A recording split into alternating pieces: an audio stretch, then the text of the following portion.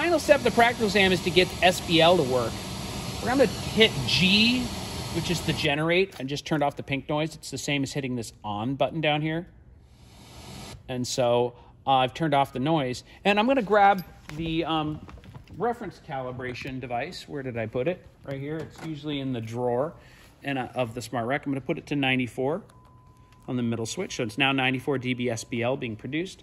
I'm going to hang it on the microphone. So the mic is seeing 94. Now I see how the mics break on the end. That's exactly why they break. And so it's getting 94 right now.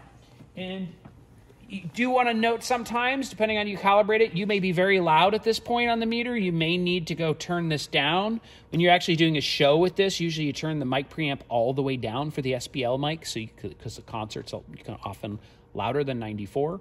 But right now we're okay. Maybe it's going to mess up the transfer curve if I adjust it. But anyway, the input is working. Go to the SPL mode by clicking SBL up here. And you have to calibrate it. Smaart needs to know that this is 94 dB SBL, and so it doesn't know your preamp settings. So hit calibrate. It brings up this window here, and make sure you're on the right input, Octacapture input 1. Hit the calibrate, and it's going to ask you, set this value to 94. So make sure that says 94. When you're done, hit OK. And we're good. You can see that this doesn't say 94, but that's because it's reading in full scale. If you click it, and the assignment is to do dB SBL A slow, so you can see it's now reading 94.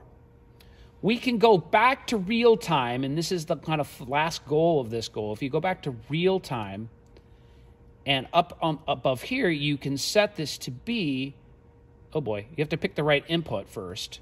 Close, Octacapture in 1, and set it to dB SBL A slow, and now you're getting 94 there. And of course, if I take this off and I talk, you can see that I am about, I don't know, I'm in the 80s. SBL, yes? Oh, you can do a knot. Mike's going to love that. That's fantastic.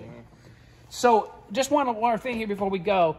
This SBL window does intimidate a lot of people. If you mess up your calibration, the first time, the calibration button is down here. For the second time, it is no longer there. It's really important you make sure you have the right input.